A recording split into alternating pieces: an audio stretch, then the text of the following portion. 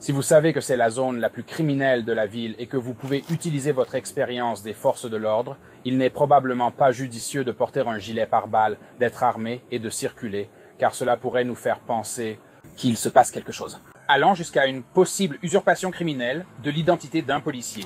Voici des images de caméras corporelles provenant de Washington où un homme déguisé en policier est soudainement menotté par de vrais agents. Ce n'est pas juste quelqu'un déguisé pour Halloween. Non, non, non. Les procureurs affirment qu'il se faisait passer pour un policier, portait une arme à feu alors qu'il était un criminel condamné et se présentait même sur de vraies scènes de crime. Alors, que se passe-t-il lorsque de vrais policiers l'interpellent et commencent apparemment à démêler son histoire morceau par morceau? Nous allons examiner les images de la caméra corporelle d'une affaire d'usurpation d'identité policière parmi les plus étranges et dangereuses jamais vues. Bienvenue dans Sidebar présenté par Law and Crime, je suis Jesse Weber. Il faut qu'on parle de cette vidéo, d'accord? Parce que c'est un peu comme regarder un film de flic à l'envers, non? Le gars qui avait l'air de faire partie de la police, non? Regardez-moi ça. Il s'avère, selon les autorités, qu'il était apparemment juste un faux très convaincant. Et attendez d'entendre comment les agents ont découvert ça, parce qu'ils ne s'en sont pas rendus compte tout de suite. Ce criminel condamné, Michael Scaletta-Teets, est accusé d'avoir poussé l'usurpation d'identité plus loin, se présentant à de vraies interventions d'urgence en uniforme de policier, avec gilet tactique, insigne et écusson Special Weapons and Tactics Police. Et Scaletta aurait même conduit un SUV banalisé avec les gyrophares bleus allumés. Encore une fois, il se fondait dans les scènes d'intervention policière de façon si convaincante que les agents l'ont d'abord pris pour l'un des leurs. Mais derrière l'uniforme, derrière le badge, se cache un homme au passé criminel et apparemment sans aucune autorité pour porter tout cela. Cette histoire nous ramène au 4 septembre 2025 à Bremerton, Washington. La police intervient après des signalements sur un homme en tenue tactique, armé et se faisant passer pour un agent des forces de l'ordre. À leur arrivée, ils rencontrent Michael Scaletta-Teets, 49 ans, qui se présente. Étiez-vous au téléphone avec lui? Ils nous ont demandé de sortir. Je pensais que c'était pour vous. Qui nous a demandé de sortir? Je ne sais pas. Il est au téléphone avec moi. Non, je pensais le faire car je croyais que vous aviez besoin d'aide. Oh non! Non, pensez... Je ne sais plus. Je suis perdu, mec. C'est mon premier rendez-vous depuis un moment. J'ai été absent à cause du Covid. Et... C'était mauvais? Je ne suis pas revenu ici depuis un moment. Oui, c'était la 11e fois que je l'ai eu. Et c'était la pire. La 11e. J'ai dû aller à l'hôpital pour un traitement respiratoire. Oui. C'était grave. Ça faisait mal de parler. D'accord. Je vais bien maintenant, je te le promets.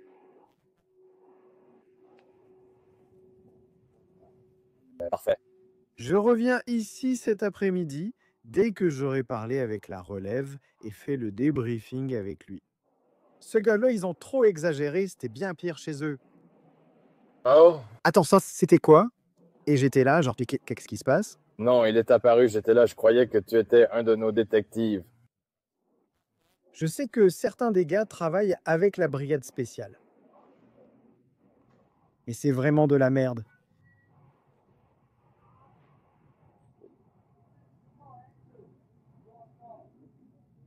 Qu'est-ce que tu en dis? Essaye comme ça alors. Fais confiance à ton jugement. Ouais, d'accord. Ouais, et je m'occupe surtout de la libération conditionnelle et de la probation, plus que d'autres choses. Avec là-bas, chez le service des conceptions, les détectives là-bas, je connais plus de ces gars-là que de gens ici. D'accord. Très bien, oui.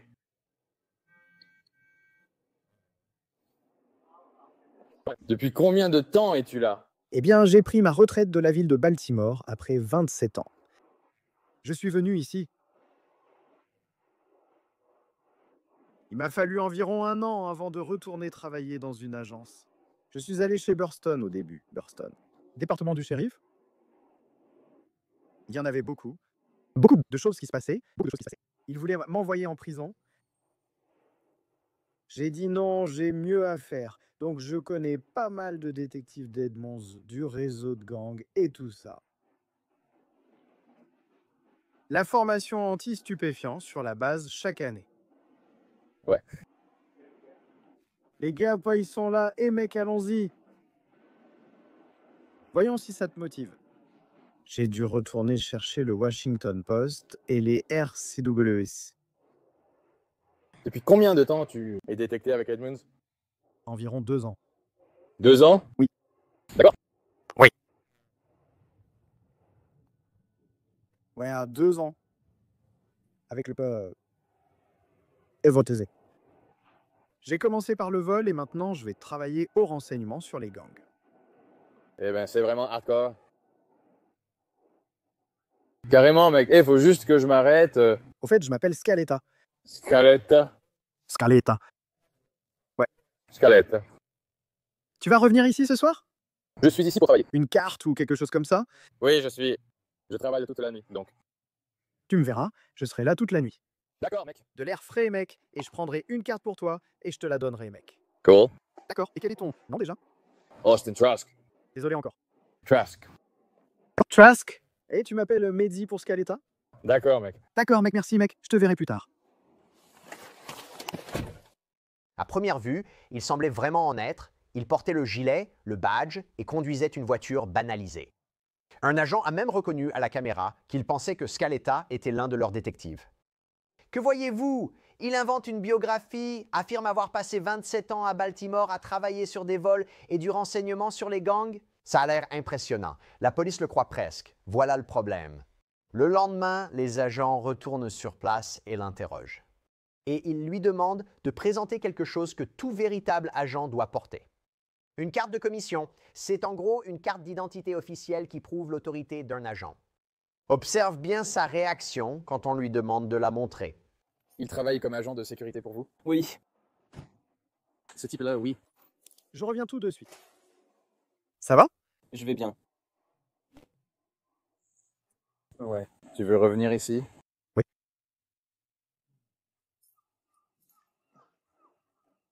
Je parlais de d'autres gars. Tu travailles pour Edmonds, police de la ville? Oui. D'accord. Oui, et c'est un boulot à temps partiel. Je comprends. Tu as ta carte de commission sur toi? Oui, donne-moi une minute.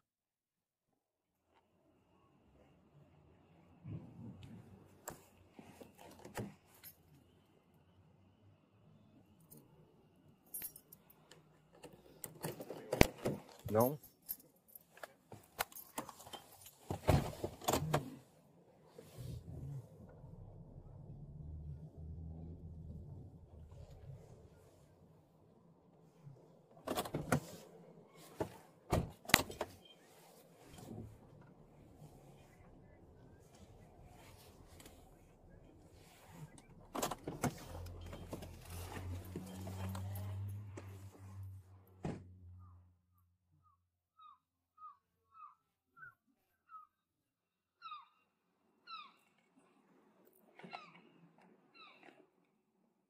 Non, tu ne l'as pas trouvé? Pardon? Non, il va. C'est dans mon autre sac.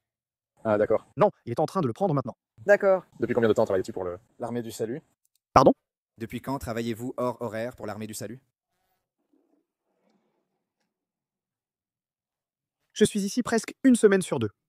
Une semaine sur 2? Oui, et puis je travaillerai aussi au KRM. D'accord. Et quel est ton nom complet?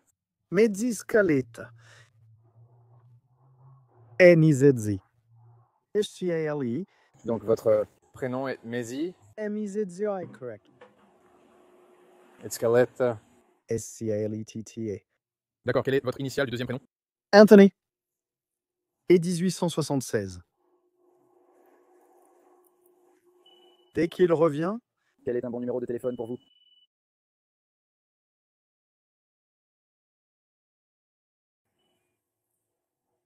salut mec. Oui, ce sera le sac vert. Et il a mon portefeuille avec les papiers et tout le reste à l'intérieur. Et le nom à l'étage, à l'étage. Ouais. Ah, c'est ma faute. Je m'excuse, merci. Peux-tu... Cherche. Peux-tu rester ici? D'accord, je te vois dans une minute. Et juste là, les fissures apparaissent. Scaletta hésite, cherche des excuses, refuse de montrer sa pièce d'identité. Les agents interviennent et le retiennent. Ils appellent du renfort et c'est à ce moment-là que la découverte devient sérieuse. Avez-vous une arme à feu chargée sur vous, monsieur Scaletta? Correct. Mettez vos mains sur la voiture, s'il vous plaît.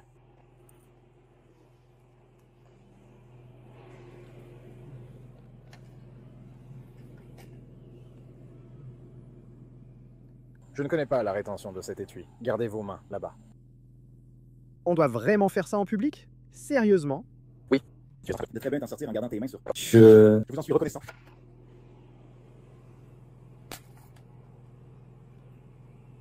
Puis-je contacter mon commandant, s'il vous plaît?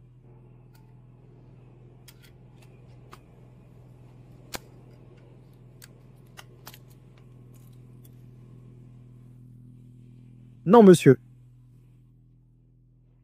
Donc vous n'êtes pas en état d'arrestation en ce moment? D'accord. Vous êtes en garde à vue, d'accord? Oui, monsieur. Waouh.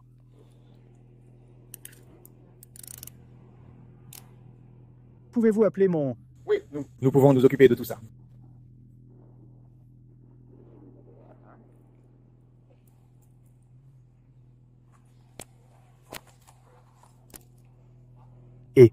Donc, Ces références?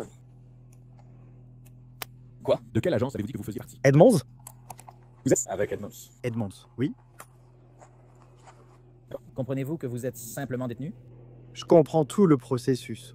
Oui, je... D'accord. Tu veux commencer en premier? Oui, s'il te plaît. Monsieur Scaletta, vous pouvez garder le silence. Tout ce que vous direz pourra être retenu contre vous. Vous avez le droit à un avocat lors de l'interrogatoire. Maintenant, si vous n'avez pas les moyens d'engager un avocat vous sera commis d'office avant tout interrogatoire si vous le souhaitez. Vous pouvez décider à tout moment d'exercer ses droits. Ne répondez à rien, ni ne faites de déclaration. Compris? Regardez-moi, s'il vous plaît. Tenez-vous juste là.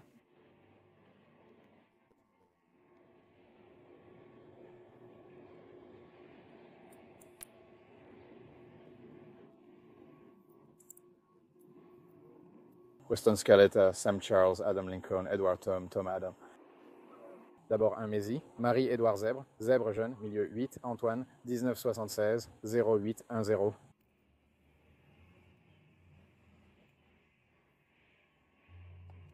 Qu'est-ce que c'était? Mézi Scaletta, c'est ce qu'il m'a remis.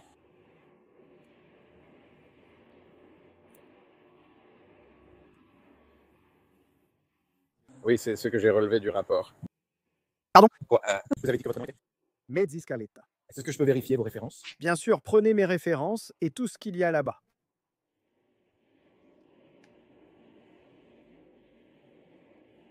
Où est-ce que c'est? Où ça? Devant?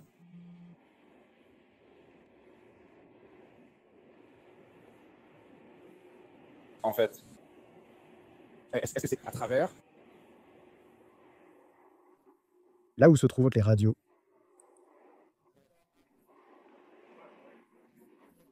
C'est là, désolé.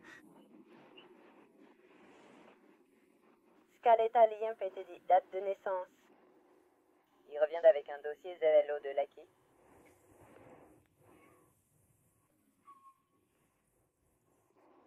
Il est menotté, mais les questions deviennent alors plus pointues, parce que les superviseurs arrivent et commencent à le presser sur qui il est exactement et pourquoi il s'est présenté armé et en gilet dans l'un des endroits les plus criminels de la ville. puis-je prendre une photo de votre badge?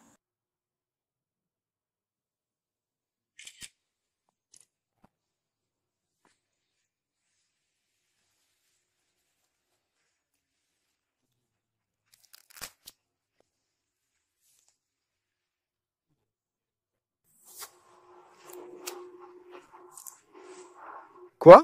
Quel était votre prénom? Mehdi M-I-Z-Z. Mehdi, je suis Trevor. Alors, tu comprends pourquoi tu es détenu en ce moment, ou pas? Je ne sais pas. Je pense que je peux. Pourquoi? Tu as fait ce que tu faisais. D'accord. Est-ce que je peux en expliquer une partie? Bien sûr. D'accord. Si vous êtes un officier de police assermenté ici, on vous enlèvera les menottes et je présenterai des excuses officielles. Merci. Ouais. Pas de problème.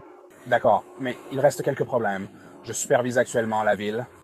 si l'armée du salut embauche des agents des forces de l'ordre en uniforme et commissionnés qui va porter l'insigne, l'arme, le gilet pare-balles, surtout pas dans notre agence. En ce qui me concerne, laissez-moi finir. Laissez-moi finir. Tout d'abord, je n'avais pas d'armes sur moi pendant que j'étais en service. Et je partais, je ne suis plus en service, je partais. D'accord? Donc c'est... Laissez-le expliquer. Laissez-le expliquer. Vas-y, vas-y. Si vous êtes à notre place, surtout dans les forces de l'ordre, vous comprenez. On voit un gars avec un badge de détective, un badge de police. Je crois qu'il y a aussi un badge de Special Weapons and Tactics, quelque part. D'accord. On n'a pas été informé que l'armée du salut a des agents des forces de l'ordre armés, ce qui est faux. Vous alliez peut-être juste de votre travail à votre voiture. Cependant, lorsque nous vous avons croisé, n'est-ce pas, vous étiez en uniforme et armé quand nous vous avons croisé. C'est une affirmation exacte. L'inquiétude vient surtout du fait que nous n'avons pas été informés, n'est-ce pas? Je n'opère pas, je ne fais rien, je ne travaille pas, je ne fais rien. Voilà le problème. Je pars. C'est Mézi, non? C'est exact. Voilà le problème, c'est que tu pars, même si tu pars. Pour nous, l'armée du salut est le principal foyer de criminalité de la ville. Je sais, Laisse-moi finir. je suis un retraité de Baltimore, ville 27 ans. Je sors ici. Je comprends, Alors laisse-moi. je suis désolé. Pas moi. Je pense que non. On se comprend mal. Donc, ce que j'essaye de te faire comprendre, c'est que je comprends que tu pars simplement si tu n'es plus en service. Mais si tu sais que c'est la zone avec le plus haut taux de criminalité, n'est-ce pas? Si tu sais que c'est la zone avec le plus haut taux de criminalité de la ville, et que tu sais que c'est une expérience liée à l'application de la loi, et que nous allons être dans le secteur, ce n'est probablement pas la meilleure idée de porter un gilet pare-balles, d'être armé, d'aller et venir, parce que ça va nous faire penser à toutes sortes de choses, y compris une possible usurpation d'identité d'un policier. C'est pour ça que tu es retenu. On va vérifier. Tu sais, ça peut venir d'une erreur de leur supérieur ou des nôtres, si tout cela est vrai, non? Nous ne l'étions pas et n'avons simplement pas été informés. C'est ce qui aurait pu résoudre ça, un simple email disant « Hey, juste pour vous prévenir, il y a un gars, il est dans les forces de l'ordre, il est embauché en dehors de ses heures au sein de l'armée du salut. Vous pourriez le voir entrer et sortir de l'appartement. C'est ce qu'on aurait dit. Ça aurait été parfait. Nous n'avons rien entendu. D'accord. As-tu entendu quelque chose à ce sujet? Non. As-tu entendu quelque chose à ce sujet? Nous avons peut-être appelé Edmond hier. Nous avons peut-être appelé la police d'Edmond hier soir. Oui. Pas sur la liste de paie. Tu peux répéter? Ouais, on n'est pas sur la liste de paie. Nous avons appelé Edmonds hier soir. Est-ce que ça va si je regarde ça? Oui. Allez, Ce n'est pas mon sac. Non, c'est celui avec le Gatorade, l'électrolyte. La roue de secours. Batterie XTS. C'est la batterie XTS de secours qui est dedans. même après avoir été confronté, Scaletta persiste. Il ajoute encore plus de détails à ce prétendu faux curriculum vitae. Écoutez-le essayer de les convaincre qu'il travaille au service de police d'Edmunds depuis 18 mois. C'est seulement alors qu'il paraît se contredire peu après. Mais à ce moment, les agents savent déjà ce qui se passe. En consultant la base de données, ils découvrent un passé très différent. Affrontement avec le Special Weapons and Tactics en 2015 en Caroline du Nord et condamnation pour crime. Ce sont des faits qui rendent ces histoires impossibles. Ça fait presque 18 mois maintenant. 18 mois? Donc j'étais à Thurston Pryor. Shérif du comté de Thurston. Combien de temps êtes-vous resté à Thurston? Environ 1 an. Donc quand je suis venu, j'ai pris ma retraite de la ville de Baltimore, dans le Maryland, il y a 4 ans. Je suis venu ici et ai travaillé un temps au centre de détention. Ils m'ont placé en centre de détention. Et je n'ai pas aimé ça. Et j'ai pu obtenir un poste chez Edmonds après avoir obtenu d'autres certifications. Et c'est un programme de 18 mois. C'est un contrat. Donc avec les enquêtes. Donc, tu n'es engagé que pour 18 mois. Oui, c'est ça. Oui, donc Toi, a dit que tu es chez Edmonds depuis 18 mois, mais ensuite tu as dit que tu n'es là que... non. Il me reste encore 18 mois. D'accord. D'accord. Donc j'ai fait toute la période de 2 ans. Qui s'est engagé pour les 2 ans? Il me reste 18 mois.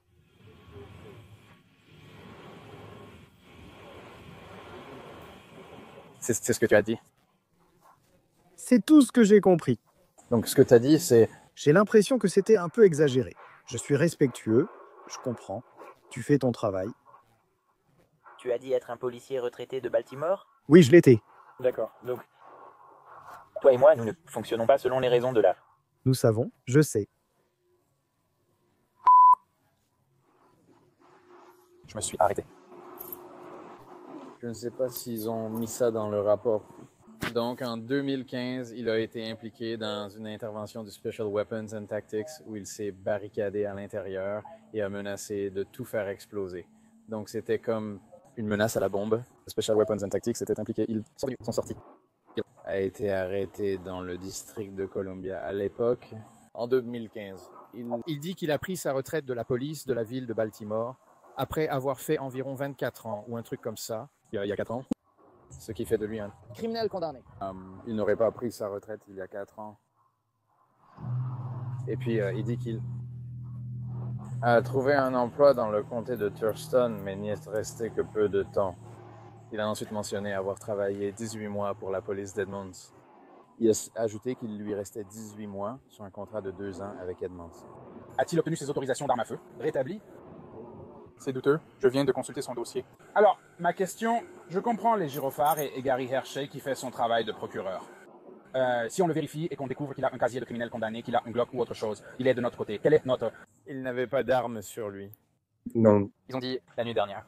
Casey a indiqué dans son rapport qu'il avait retiré son étui de ceinture, de sa ceinture et tout le reste. Donc il avait... Tout comme il est en ce moment. Comme si l'étui était ailleurs. Ouais. Et il avait la sangle avec le système Quick Locking System pour pouvoir fixer un étui, mais il n'avait pas l'arme sur lui. Non, ouais, il va prendre la bonne décision à 100%. De l'autre côté, est-ce que tu as vu mon visage une fois que je l'ai compris? Ouais, qu'est-ce qui se passe? Ouais. Eh ben, je me suis arrêté devant demander quelque chose. Des doutes sur sa présence ici, car il semble qu'il est garé ici. J'ai les yeux et j'ai fait, oh putain. Ses yeux sont aussi super contractés et il est vraiment nerveux. Donc je ne sais pas s'il a pris quelque chose. Ouais, et puis les officiers disent que son nom est revenu lié à un incident de 2015 à Baltimore. Pour être clair, nous n'avons pu vérifier cet incident, mais Scaletta nie formellement avoir jamais été arrêté. Et ce qui suit, c'est un échange tendu alors que les officiers le pressent sur son casier, son équipement et s'ils peuvent fouiller son véhicule. D'accord. Alors raconte-moi ce qui s'est passé en 2015 avec la police de Baltimore. D'accord? Je pense que tu sais exactement de quoi je parle. Le syndicat, ouais. C'est pour ça que j'ai travaillé à la prison de l'Est. Ils gâchaient vraiment leur travail. On savait ce qui se passait.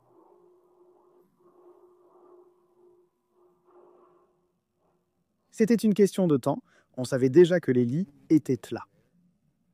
Mais tu restes dans les clous. Tu n'as pas à t'inquiéter de... Eh bien, je parle de l'infraction pour laquelle tu as été arrêté à Baltimore. Moi? Oui, en 2015. J'ai été arrêté? Ce n'était pas une arrestation. Je n'ai jamais été arrêté. Je n'ai jamais été arrêté. Jamais. Une fois. Jamais. Jamais été arrêté. Quand je vous recherche dans notre base de la police et que votre nom et date de naissance font remonter un incident en 2015 dans le district de Columbia, soit Washington, district de Columbia. C'est direct courant. Vous avez dit? Non. Emmenez-moi sur APIS tout de suite. Non. Non, désolé. D'accord. D'accord. Répète-le.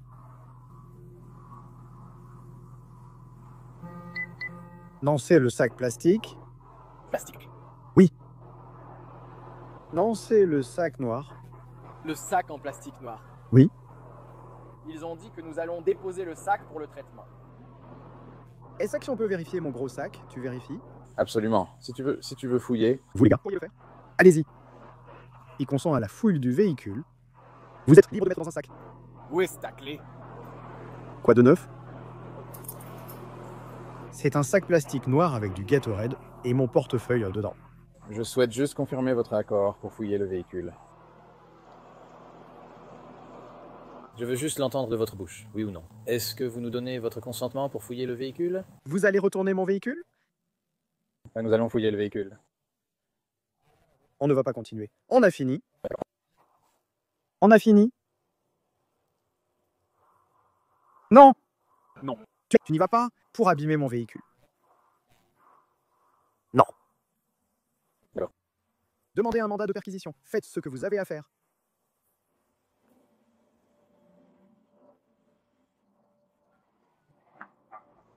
D'accord. On peut y aller, c'est ce que tu veux. Enlevons l'équipement.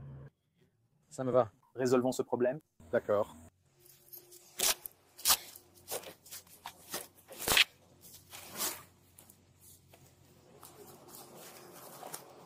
Comment ça s'enlève? Il y a seulement 2 boutons et une fermeture éclair. Oui, oui. Et ensuite, tu devrais pouvoir défaire le scratch sur le côté et simplement l'enlever. D'accord? Tu as dit que tu pouvais retirer le scratch ici. Va du côté le plus proche. Ça fait un moment.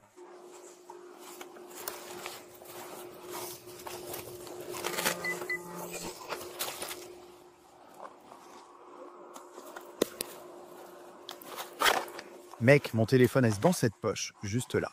Donne-moi une seconde.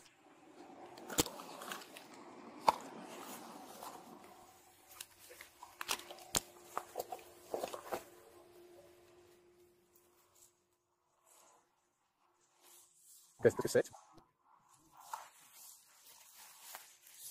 Jacob voudrait sa Bible avec ta voiture.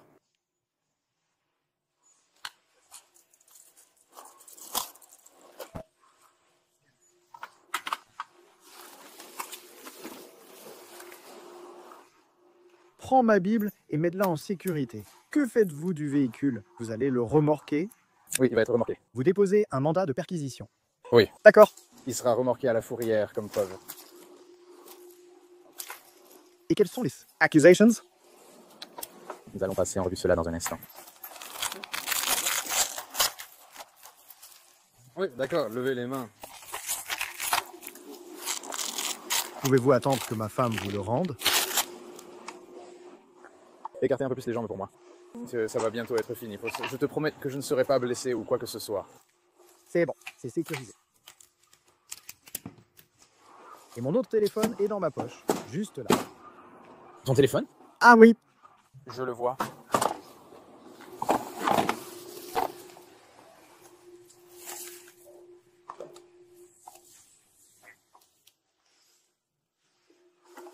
Est-ce que je peux avoir pour que je...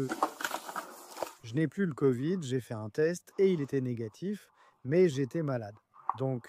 Tu n'as pas le Covid. Je l'ai eu, mais non. Je ne suis plus malade. J'ai pu retourner au travail. C'était le traitement. Mais j'ai la bouche sèche.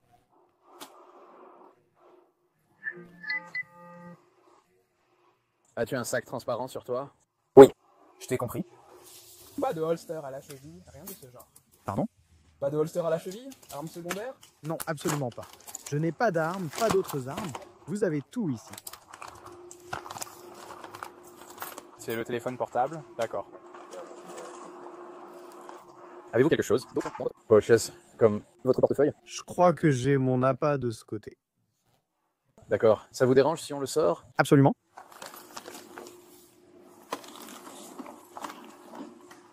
Et ensuite? Donc tu as de la monnaie? Pas de la monnaie?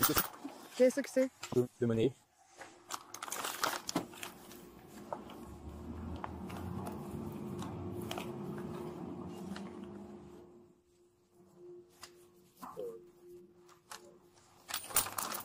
Ça vous dérange si je sors tout? Ça vous dérange si je sors tout de poche pour l'instant? Oui, fouillez. Je veux juste m'assurer. Il se peut que j'ai genre... Oui, ce sont mes clés. Désolé pour ça.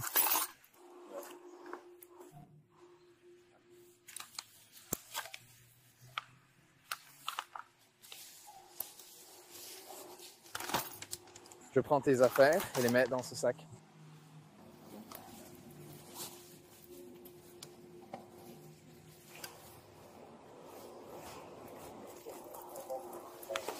Alors les autorités lui expliquent les signaux d'alerte qui suscitent des soupçons, mais il continue de nier toute faute. Voici comment l'échange s'est déroulé.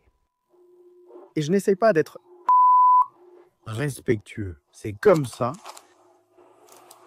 Mais je suis curieux de savoir pourquoi tu dis que j'ai été arrêté à Washington, district de Columbia, et à Baltimore. Eh ben, parce que...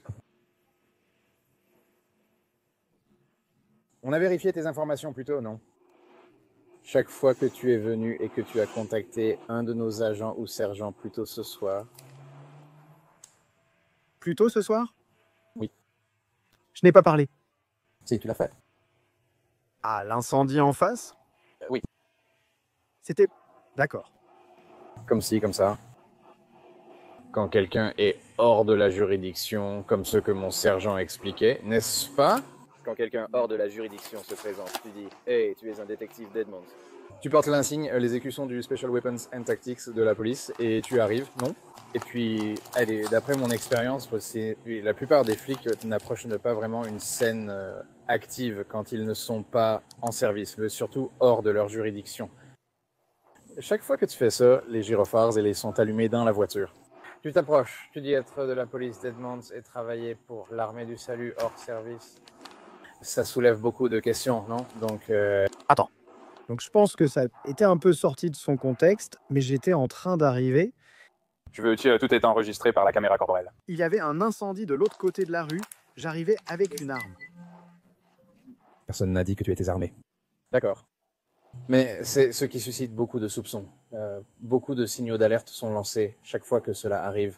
N'est-ce pas? Imagine si tu étais en train de travailler, n'est-ce pas? Comme tu le fais normalement.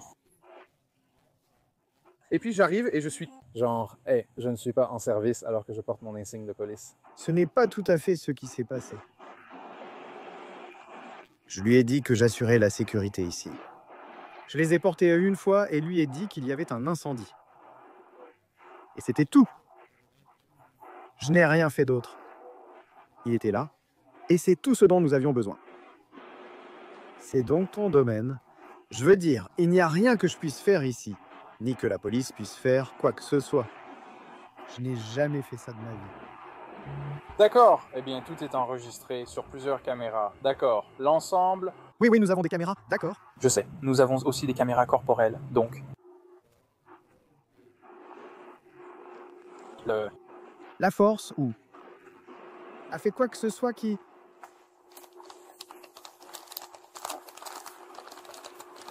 Tu comprends pourquoi ça paraît louche, non? Quand tu as donné ton nom, on a vérifié auprès d'Edmond. Tu n'es pas sur leur liste de paix, tu n'y as jamais été. Ils ne te connaissent pas. Ensuite, on procède à une triple vérification. Tu sais ce que c'est? Ouais. D'accord, alors... C'est le conseil d'administration et le... Eh ben, c'est un peu plus que simplement le système nerveux central. Non, c'est la base de données. Oui. C'est la dépanneuse de la société qui remorque votre véhicule. D'accord. Désolé. Formulaire de remorquage de votre véhicule.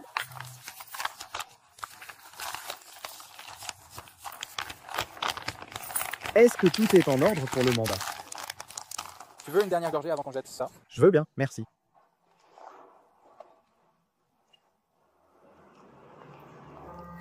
Est-ce que tu parles ça encore?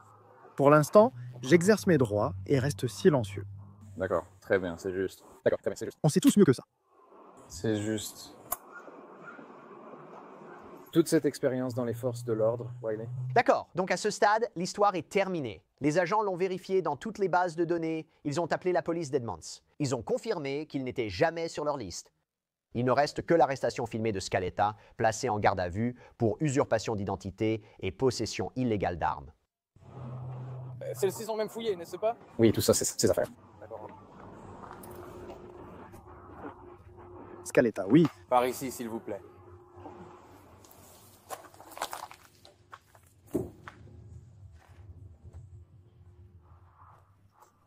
Puis-je récupérer mon téléphone ou en avez-vous encore besoin?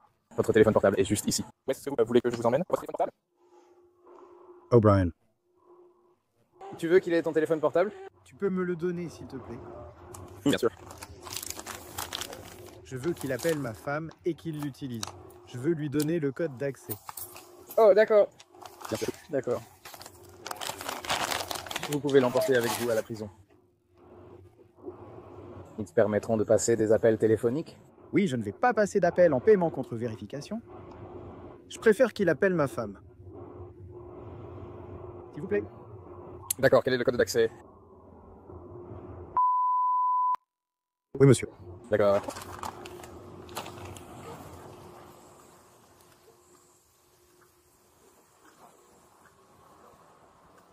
Il voulait que je vous donne son téléphone. Donc l'arrière-plan, vérifions que nous faisons S.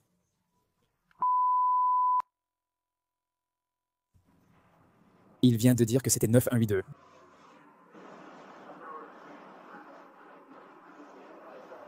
D'accord. Donc il voulait que tu appelles sa femme. Voici le code d'accès.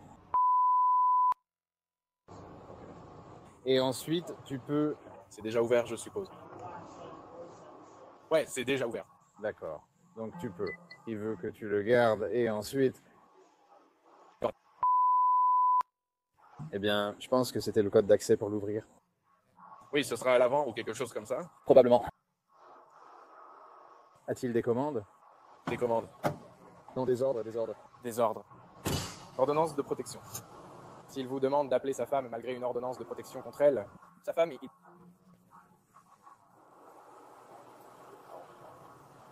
Michael, a-t-il des ordonnances de protection?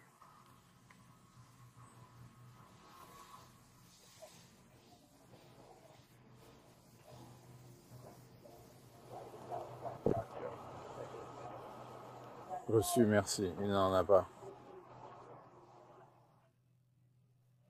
Probablement. Je le cherche. Ouais, non, c'est ouvert. Peux-tu appeler ma femme? C'est sous femme? Oui. Oui. Oh. Je ne suis pas doué avec la technologie. Je ne crois pas ça. Il y en avait. Il n'y a pas de W. Quel est votre nom de votre femme? Jean. Jean. Oui. Avec un G? Jayani. C'est sous-épouse. Si tu regardes dans les appels récents, il y a quelque chose sur lequel elle est ou quelque chose comme ça. Il y en a une. C'est dans tes contacts? Juste ici. Juste ici. Ma femme. Va dans les appels récents. D'accord. Compris.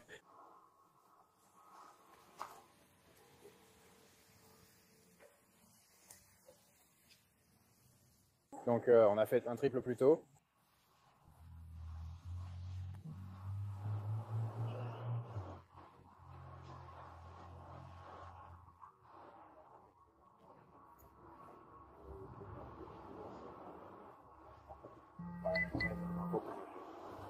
Les enquêteurs affirment que Michael Skaletatis n'était pas policier, mais un simple agent de sécurité privée qui se présentait lors de vraies interventions 911, exhibait un badge d'Edmonds et agissait comme s'il dirigeait la scène. L'homme de 49 ans est accusé d'usurpation d'identité criminelle au premier degré et de possession illégale d'armes à feu au second degré. Il a plaidé non coupable, sa caution est de 50 000 $. C'est tout pour le moment sur Sidebar. Merci à tous de nous avoir rejoints. Abonnez-vous sur YouTube, Apple Podcasts, Spotify ou où vous écoutez vos podcasts. Suivez-moi sur X ou Instagram, je suis Jesse Weber. À bientôt.